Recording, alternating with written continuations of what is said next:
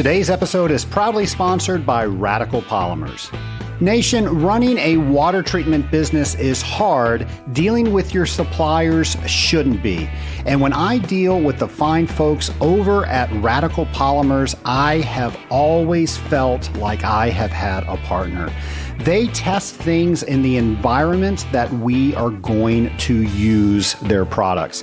They also make sure that if I have any questions, that I get the answer that I am looking for. Mike and the fine folks over at Radical Polymers answer the phones. Folks, when was the last time you actually talked with somebody when you had a technical support question?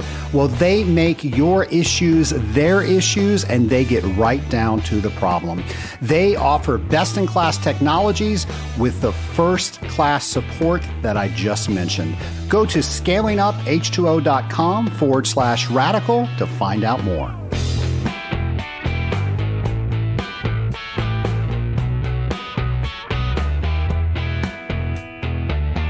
Welcome to Scaling Up H2O, the podcast where we scale up on knowledge so we do not scale up our systems. Nation, you've got Trace Blackmore here, the host of Scaling Up. And Nation, I just have so many things to talk about this week. I can't believe that next week I will be in Seattle, Washington for technical training. That's what the Association of Water Technologies. The technical training is one of the teaching events that I look forward to so much each and every year. So I hope you have signed up for either next week, February 26th through 29th in Seattle, Washington, or the Cleveland, Ohio version, which will be March 18th through 21st. If you want to learn more information, you can go to awt.org and it will tell you everything you need to know and you can get signed up there. Now, if you do attend that and you listen to the show, please seek me out. Let me know that you listen to the show. And if you have any ideas for me, you know I love that. So please tell me that too.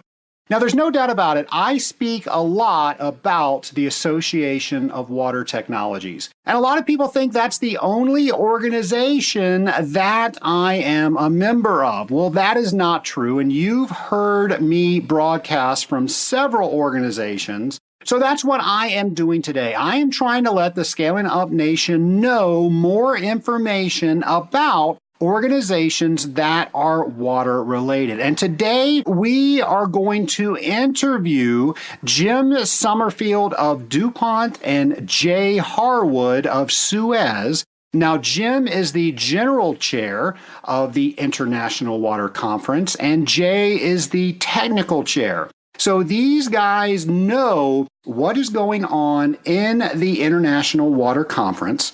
And just like you, I had questions about the IWC. You see, they're part of another organization. So if you go on their website, you might even think that you were at the wrong place. So we talk about all of that, how they got started.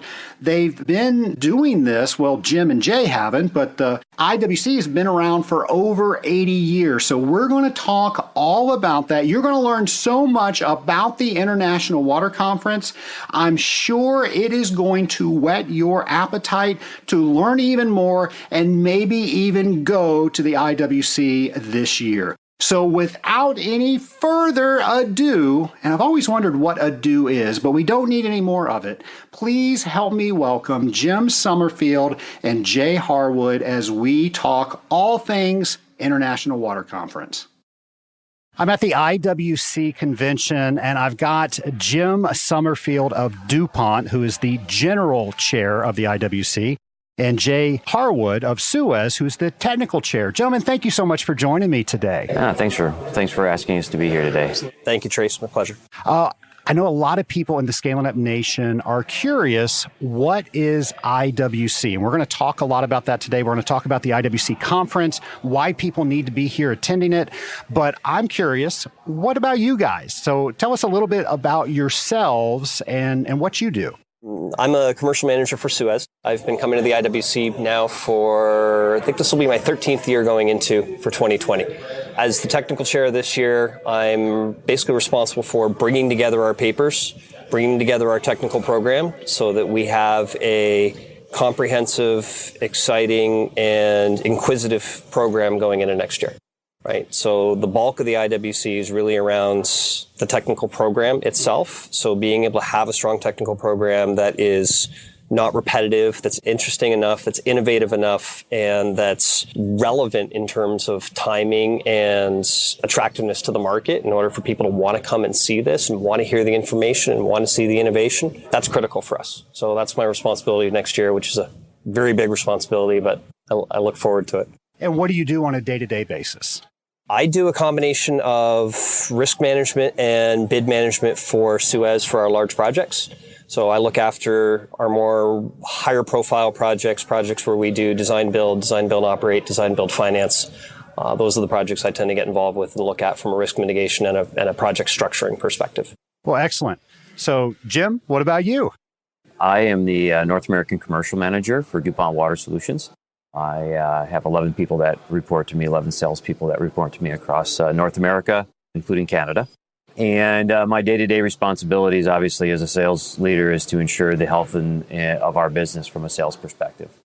My role as general chair this coming year is an interesting role because I get to have a seat at all of the different aspects of what we do at the IWC, from the technical chair to the workshops to our marketing program, and how we reach out to the industry and how we interface with the industry. So I'm really excited about being in that role here coming up. And it's an opportunity to get more involved in a bunch of different aspects of the International Water Conference and how we promote it and how we continue to be successful from year to year. Well, thank you both for being here. I know the nation has a lot of questions about the International Water Conference. I'm hoping that we are going to clear that up today. So let's just start with that. What is the IWC? The International Water Conference this year is in its 80th year of existence and was brought together by a bunch of industry professionals that had something in common, and that was their love of water treatment. Understanding the generational technology movement and the expansion of different technologies into removal of ions and contaminants in water and how to produce pure water and what types of technologies were more efficient than others and things like that. It was also involved back in the day, very heavily involved in cooling tower treatment. It was a place where people went and learned about how to control their cooling tower water for Legionnaires and corrosion and other microbial control.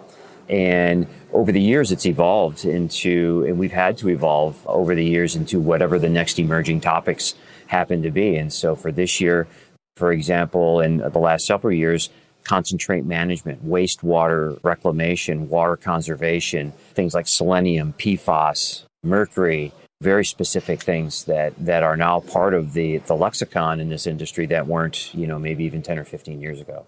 And we're seeing new markets such as Jim said, PFAS. We've got effluent limitation guidelines for the power industry that the power industry's been facing and trying to figure out how to solve for in the last several years. Sustainability and reuse, alternative sources of feed water. As Jim said, originally there was a lot of cooling tower discussion and boiler feed and condensate polishing, and that was the bulk of this conference. And now it really has evolved to cover virtually every aspect of heavy industrial water. Now, something I was hoping you could clear up for me is the IWC and the Eastern Pennsylvania Engineer Society. Did I say that right? How do they come together? What are they? Explain that for me. So it's the Engineer Society of Western Pennsylvania. They're located in Pittsburgh. And what they've done is a bunch of engineers in that area got together, formed a society, and how to reach out to the industry to help support different aspects of engineering. Now, clearly, water wasn't their first thing. It was roads, bridges, infrastructure, things like that, a lot of heavy civil stuff. And the Engineer Society of Western Pennsylvania has other conferences that they sponsor other than the International Water Conference.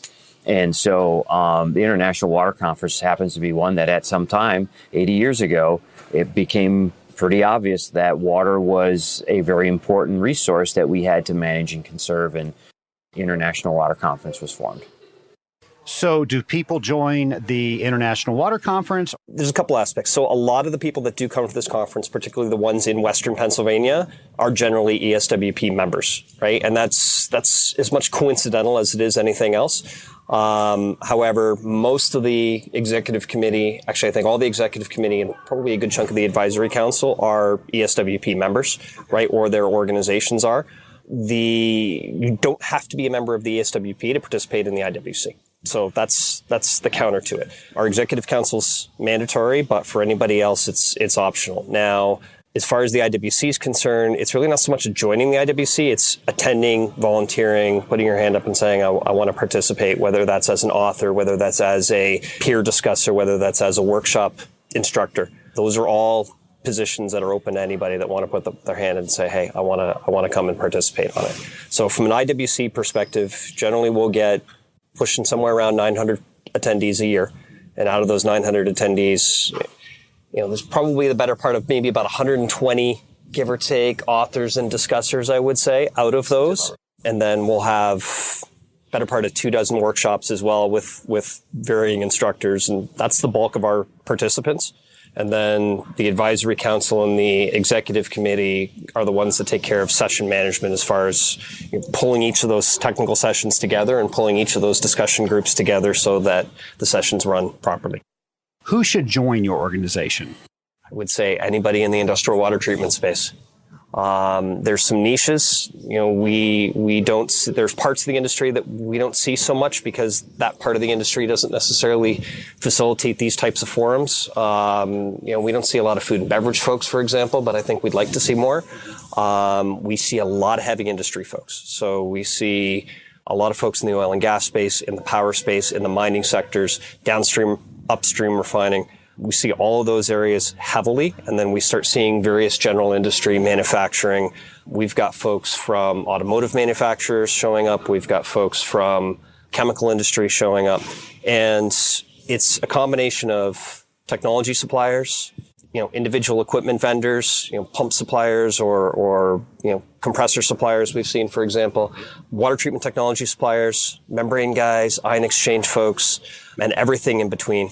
And then EPCs or the larger engineering companies, consultants. We see some general contractors that play heavily in the water space, and then what some people term as end users, or basically, the folks whose primary industries are not water, but water's an essential part of them. Like a refinery or a chemical plant, or where they're using water for steam generation and for heat within their processes, and that steam has to be, before the steam becomes steam, you got to remove all the impurities out of the water so that it doesn't scale up downstream processes. And that's a big part of the industry and the general water treatment industry. So if someone's listening today and they said, I want to join this organization, what should they do? We'd call the Engineer Society of Western Pennsylvania, right? And ask how to get involved. You could give them my name or Jay's name, and we would love to get people involved. We would recommend that they attend the conference and get an active role in the conference and connect up with some of the leadership in the conference. And we can help that person get more involved and get the opportunities to participate and potentially get into some leadership roles like the technical chair and the general chair and the workshop chair. We'd love to see that. And we are encouraging a lot of younger folks to get into a life of water treatment, and for the love of water treatment like Jay and I have, we've been in it for so many years. We're trying to encourage younger participants and younger people to join this industry and seek the love of water treatment like we do. And I mean, this industry, it does have an aging demographic. There's a lot of people in this industry that are getting older, and there's a lot of people in this industry that are getting to a point where they're retiring, and there's a big knowledge gap. Right? The folks in the middle of our career, myself, maybe Jim's on the latter end, but gosh, I hope so.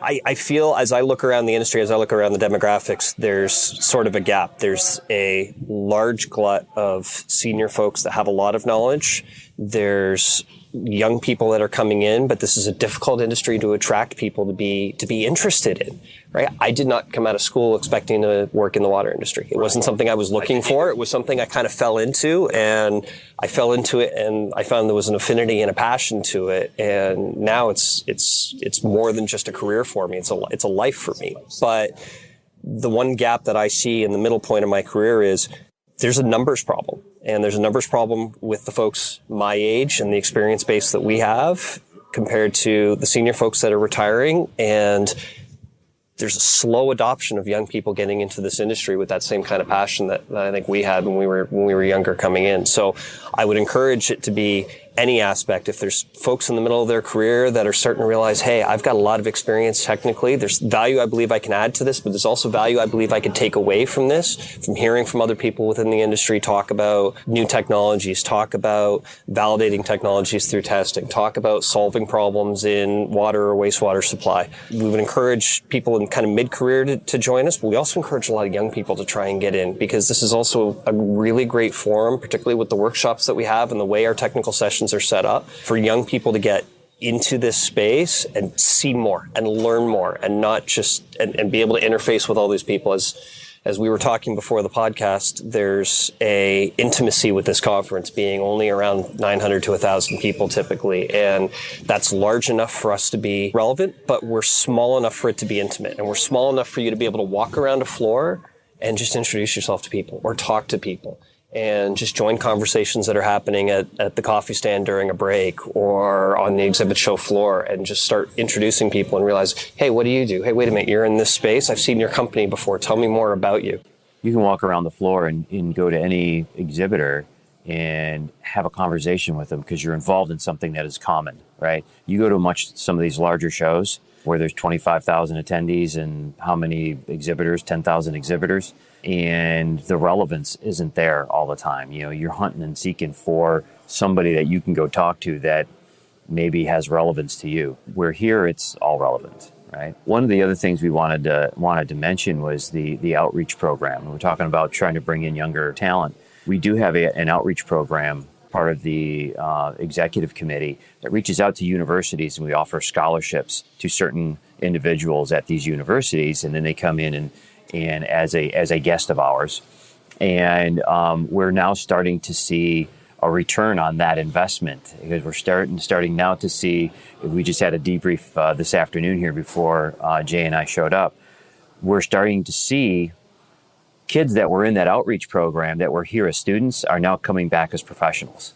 And that is a really, really good thing. We'd like to amp that up, right? And so instead of having 4 kids or 5 kids, maybe we get 10 or 20 and start tracking that traction that we're getting with those individuals, and whether they're that scholarship program and that outreach program is returning the dividends that we think it is. And it's starting to. It's a process, not an event. It's going to take time, but we're starting to see some of the fruits of those labors. Yeah, we're also adding some workshop programs to try and increase that young professional attraction, as far as, you know, folks that are a couple years into their career. You know, a lot of us, I think we got into this career, and, you know, if you were to ask me, you know, when I was 2 years into my career, anything about condensate polishing, boiler feed, RO, whatever, there were aspects to a lot of the industry. There's so many different broad areas to it. We've got workshop programs that we started setting up that we've called, you know, everything from Water 101 to Industrial Wastewater 101, just as these intros and these broad spectrum views on all these different aspects of the industry that a lot of people get into their careers, and there's just so much, and there's so many different areas. It's hard to, you know, how do you know everything that's out there? How do you know what all the different bits and pieces are and how they interrelate to each other? How do you know how to design an RO system? Right? How do you know what to look for if you're looking at a clarifier and you're looking at rise rates?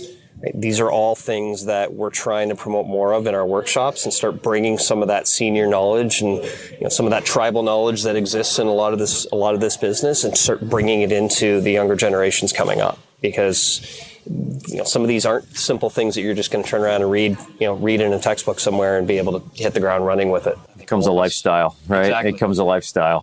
Something that you both mentioned several times was you both volunteer, and you recommend others to volunteer because you quite simply get more out of that. I'm curious, how has your membership been as far as, and your personal experience is what I'm asking for, before you were volunteering and now that you are volunteering?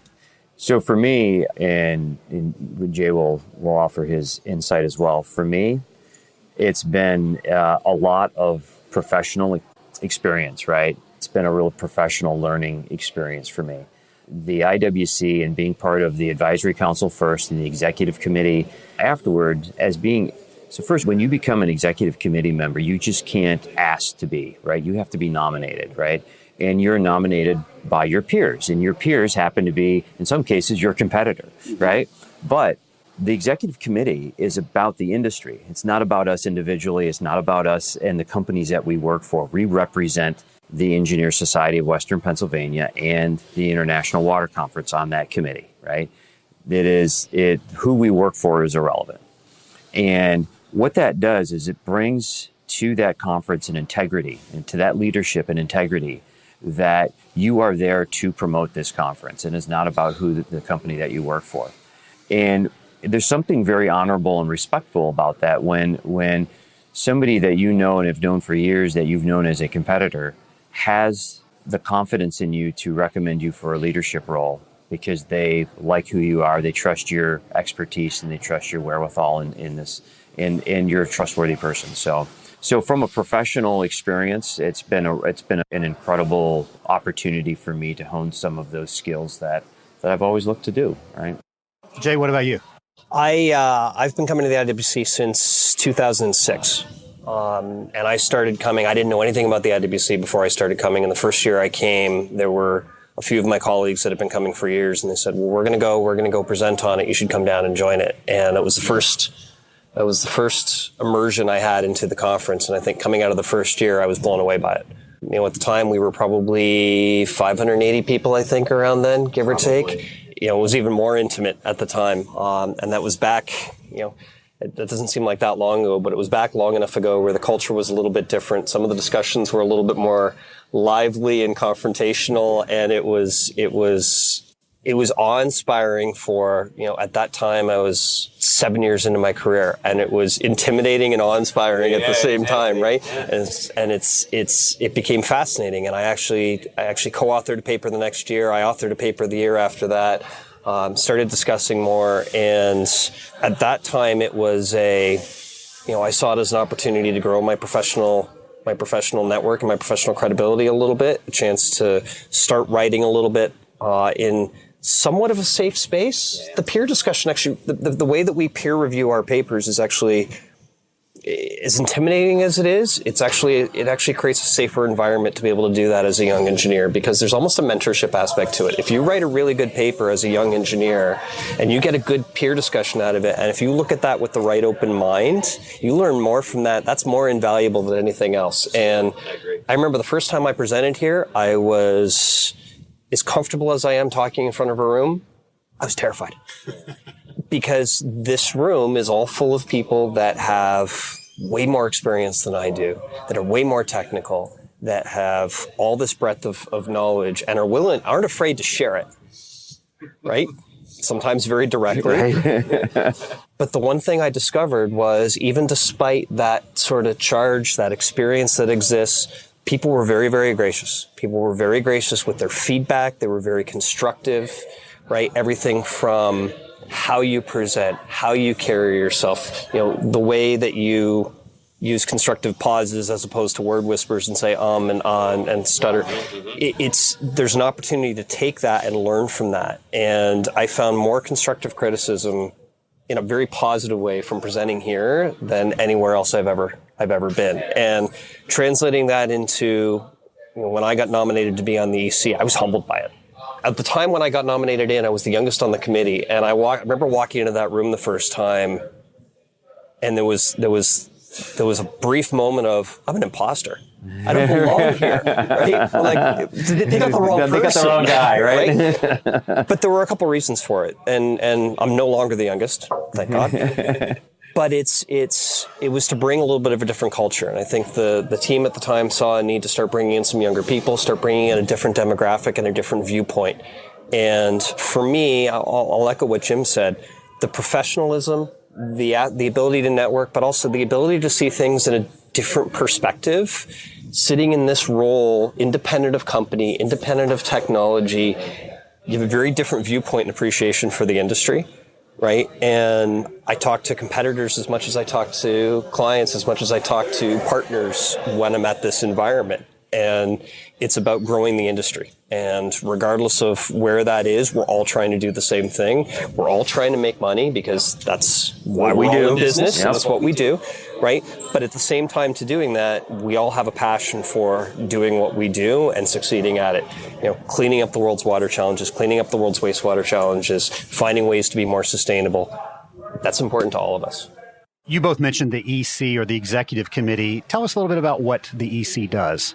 So the EC is actually the committee that oversees the entire International Water Conference. It's the committee that provides the guidance to the overall conference. It's from the EC, the Executive Committee, that the general chair comes from, that the technical chair comes from, that the outreach chair comes from, the keynote speaker chair comes from, the workshop chair, right? And those leadership roles within the Executive Committee are not handed out. They're earned, right? And so that executive committee, and we meet regularly. When I say regular, we meet once a month and in person twice a year. And that executive committee is responsible for ensuring the success of this program. That's all there is to it, to boil it really much down to that. And from what I've seen, you guys have done a great job. Yeah, in the executive committee, again, it's an earned position, right? You have to work your way to that. Like Jay, I was humbled, right, when I was asked, because I was interviewed by two people who I had tremendous amount of respect for, and they were my competitor, but they had been on in the commercial arena, they were my competitor, but they had enough respect for me to say, we think Jim would be really good in this role, and the same thing with Jay. And that's how that works. It's an earned position. The advisory council, on the other hand, you are there as a representative of your company. And there's probably twice as many people on the advisory council as the executive committee. We try to keep the executive committee down to like 20, 21 people.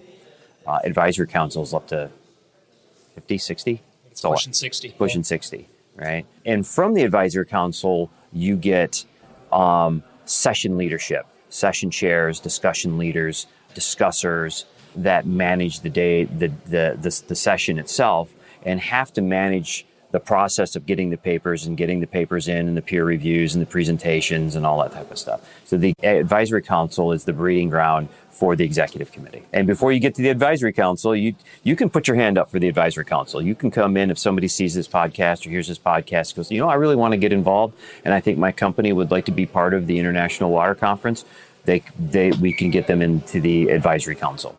And then from there, it's up to them, that individual, if they want to go further, if they want to get into a more leadership role, then you earn that position. Like Jay and I both have gone through session chairs and discussion leaders and discussers, and we've had active roles leading up to where we're at today. And so you have to have that experience. Well, I know that helps. Now we have common terminology. We all know what we're talking about. Let's talk about this great conference that you guys are almost at the tail end of. Talked to several people today. They've had great times. They've talked about great information, great papers. So I'm curious, why does somebody need to attend the IWC? So the IWC is really about the technical program.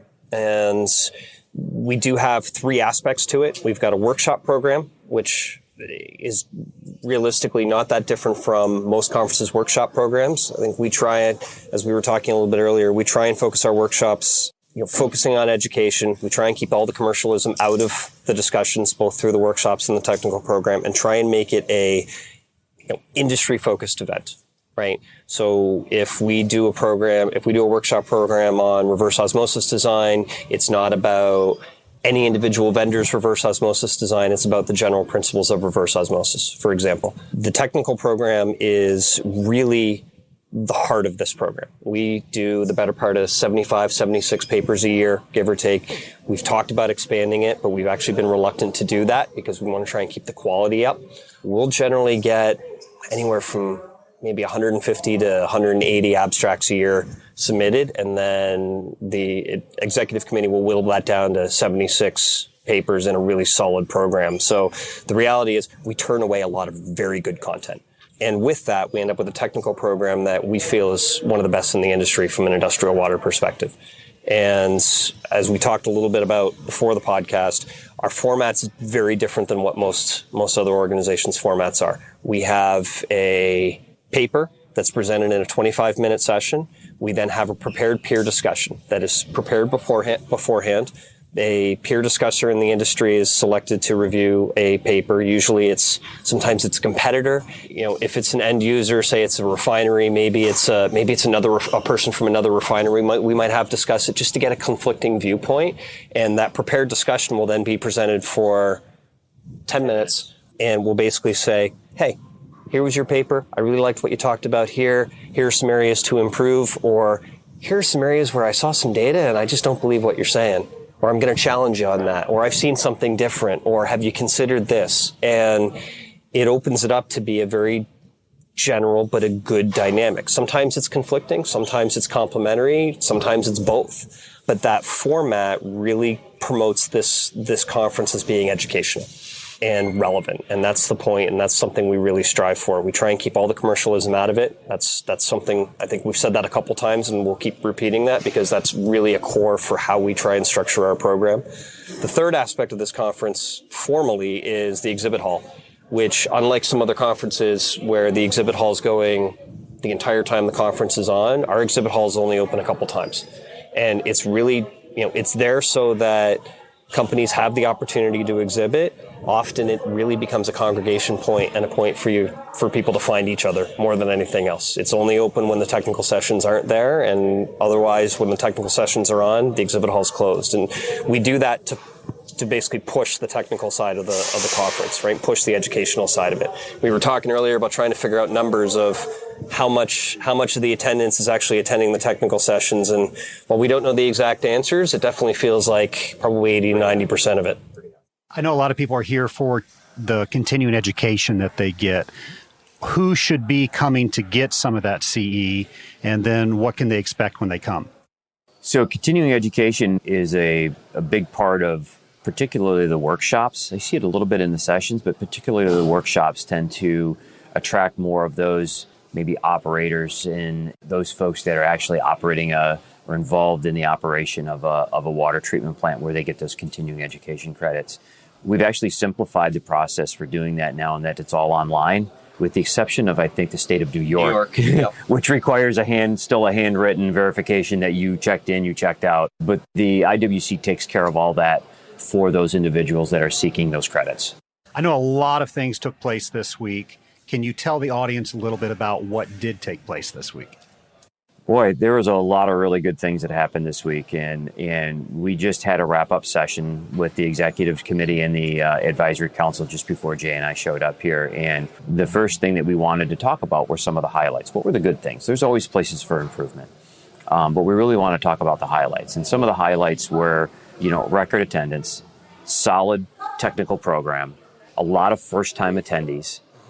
We saw there had to be 40 people that were first-time attendees, and that was just at the anniversary dinner on Monday night. Yep. That stood up. And 25 different countries.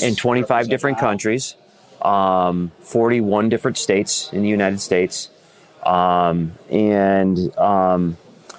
out exhibit hall. We're seeing return younger attendees return to this conference as professionals. We are seeing a record number of attendees in the papers, and the content of the papers are very, very good, right? As we seek to satisfy this base of information, we are also looking at what are the emerging topics. We talked about these like PFAS and mercury and selenium and wastewater and conservation and recirculation and minimum liquid discharge or zero liquid discharge.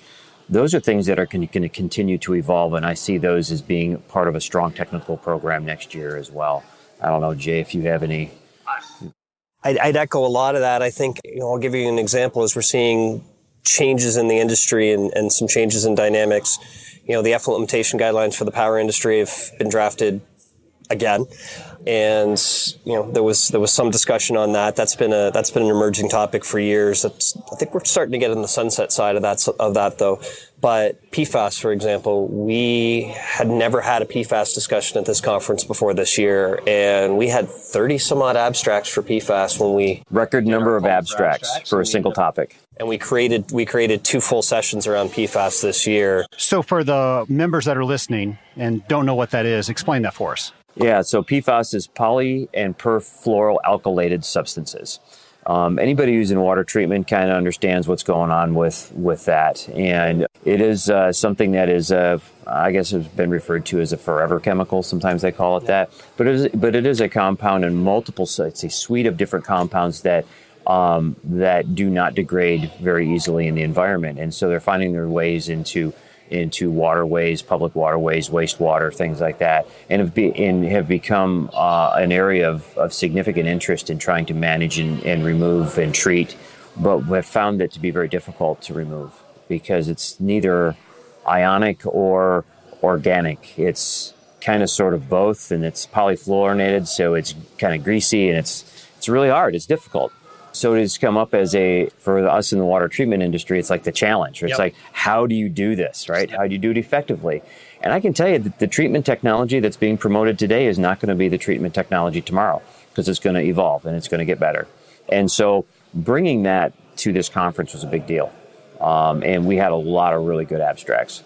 I was having a discussion, and just not about PFAS, but along the same vein, I was having a discussion with somebody yesterday about the steam electric power space and the coal-fired power space and the effluent limitation guidelines that have been imposed on them. And one of the comments we had is we were reflecting a little bit on the last 12 years, and we said it's amazing how much technology's changed in the last 12 years. And we were reflecting on that because we were talking about the papers and the presentations we've seen over the last 12 years, and we've seen them change. We've seen, new technologies being piloted, some of which have failed, some of which have been more successful, some of which have pivoted. And this year we're starting to see discussions on, what happens when I start these plants up? What happens when I've been running them for a while? And we get to see the whole life cycle of an industry, figure out a challenge, figure out solutions for a challenge, and then turn around and present, hey, this is how we solved it, and watch the industry mature as it goes through. So there's a life cycle on a lot of these things because there's always going to be the next big thing, and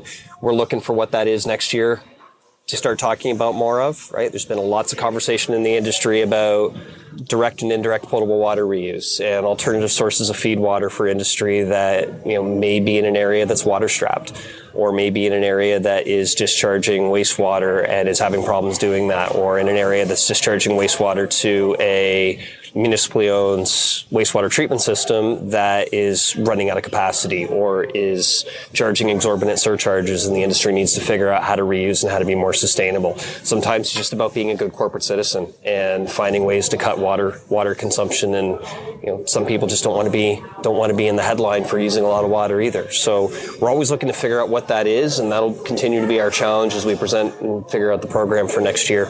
How do people submit abstracts for the program next year? Well, effectively, the call for abstracts is already open as of now for next year. There'll be some more formal communication coming out of the IWC, LinkedIn, a couple different publications. We'll start seeing probably early January.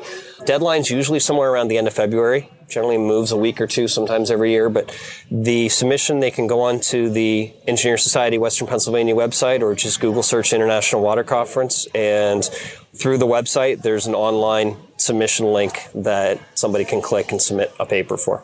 Can you tell us a little bit about the conference next year, where it's going to be, what you anticipate being talked about? What's going on next year? So the conference next year is going to be in San Antonio, Texas. This conference does rotate between 3 locations: Orlando, San Antonio, Phoenix.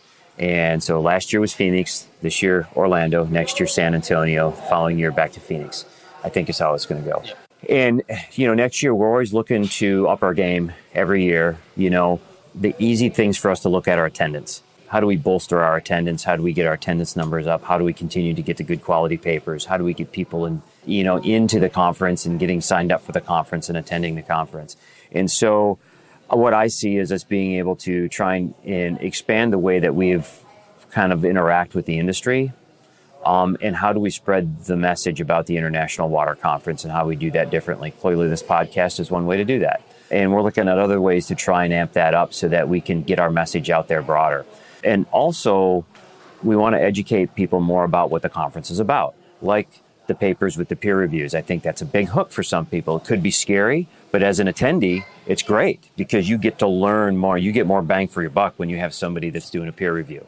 And then I think the intimacy part of it, you know, keeping this conference at that 1,000 to 2,000 range is probably where we really want to be. I mean, we hear time and time again about the intimacy. So every year the format is the same, right? Exhibit hall, the sessions.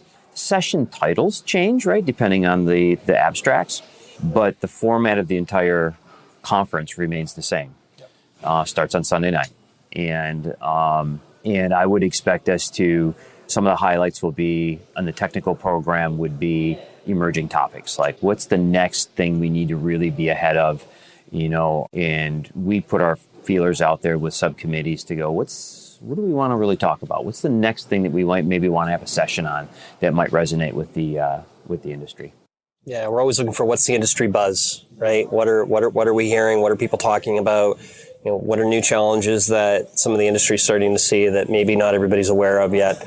You know, I suspect with sort of our introduction to PFAS this year, I suspect we'll have follow-ups next year more into kind of that life cycle we were talking about a little bit earlier, more into, okay, we've identified a problem, now let's figure out how to solve for it and start being more focused on what those solutions may be and how to implement them and test them and validate them or innovate around them.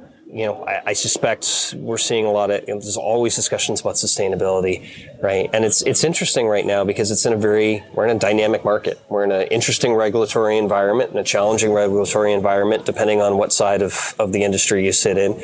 You know, we're seeing new contaminants of concern on the wastewater side. We're seeing, new challenges on the water supply side, as far as scarcity, as far as drought conditions in places that didn't necessarily have a drought before. So we are starting to see a little bit of a migration away from some of our traditional core topics around boiler chemistry, condensate polishing, cooling towers. So it's not that those aren't important. It's just they're a lot more mature. What we see on cooling towers is how to manage the blowdown. Because that's a source of water that can be reused, right? So that circles back into a water reuse type of session. But it's really the only topic on cooling towers that ever comes up these days. And as we looking forward into next year, as we move to Texas, when we rotate this conference around place to place, we do see different demographics show up. Right? When we're in Florida, we tend to get more folks from Florida. When we're in Texas, we usually get a very large bump in attendance from Texas. And when you do that, there tends to be a little bit of a shift in the San Antonio conferences to more on the upstream, downstream oil and gas space, some of the chemical processing industry space, some of the water scarcity space. Those areas tend to uptick a little bit when we're in Texas, and I suspect next year is going to be no different. Well, guys, if somebody just tuned in right now, what's the one thing that you want the listeners to know about the IWC? Come see us. Come join. Sign up. Come to San Antonio next year and invite your friends. You took the words right out of my mouth, Jim. You beat me to it. So, well, I'll be sure to put all that information on our show notes page so people can find that easy. A lot of people are driving when they're listening to this, so we don't want them taking notes. So we'll make sure that they stay safe. So Jim, Jay, thank you so much for joining us. I know that we helped the nation quite a bit in learning a lot about the International Water Conference. Thank you. Appreciate it. Appreciate the opportunity. Thank you, Trace. My pleasure. Well, Nation, if you were not taking notes, the International Water Conference is going to be on November 8th through 12th in San Antonio, Texas. Now, what you just heard was in Orlando. Now, what they do is they rotate every year to another city. And so the following year, it will be in Scottsdale, Arizona. That will be November 7th through 11th. That's 2021. And then they're back in Orlando in 2022. Now, Nation, I don't know if the IWC is right for you. I don't know if the AWT is right for you. I don't know what organization is right for you. But here's what I want you to start thinking about. What water-related organizations are out there that now you can pick and choose what you will be the best member in and join those. And here's the key. It is not just holding a membership card. Folks, that will do nothing for you. You have to get involved in those organizations, and by giving yourself to those organizations, you will get back tenfold. So as we wrap up this show, I want to ask you this question. How are you driving yourself to become better? Is it joining an organization? And again, it's not just joining, it's being active in that organization. Is it joining a group like a mastermind group? Is it having an accountability partner with somebody that you are close with? Is it reading books on particular topics? The truth is, it really doesn't matter what you do as long as it has a goal to bring you to the next level. So the real questions I want to ask you is, how do you gauge where you're at? And how do you know that you are continuously getting better? Now, what makes successful people even more successful is they ask questions like that. And most people don't ever think about these questions. And as a result of that, they stay the same. Now, the brutal fact is, if you stay the same, others are going to pass you. And since staying the same will send you backwards in relation to other people, there's no such thing as staying the same. So you have to get in this mindset if you want to stand out. If you want to achieve your goals, if you want to become more successful, it all starts with asking those questions. Well, next week, I'm going to be talking with Tom Hutchinson. And if Hutchinson sounds familiar, that's because we heard his son on episodes 122 and 123. That was Reed Hutchinson. And he told us all about what his experiences were like, how he went to the technical training and the fundamentals and applications training. We just learned so much from Reed. Well, we're having his dad come on next week. And the reason I wanted Tom to come on was he did a great paper at the Association of Water Technologies last year about generational water treatment companies. And I was really surprised at how many generational water treatment companies are out there. And if you're wondering what that term is, it just simply means that a father passed it on to his son or daughter, and it's gone in several generations. Now, he noted what successful companies did during those transitions. He also talked about what unsuccessful companies did, and he had so many great takeaways. So we asked him about those questions, things that he learned during that paper, and also what he's learned throughout his career. So that is going to be a great interview. I can't wait to bring it to you next week on Scaling Up H2O.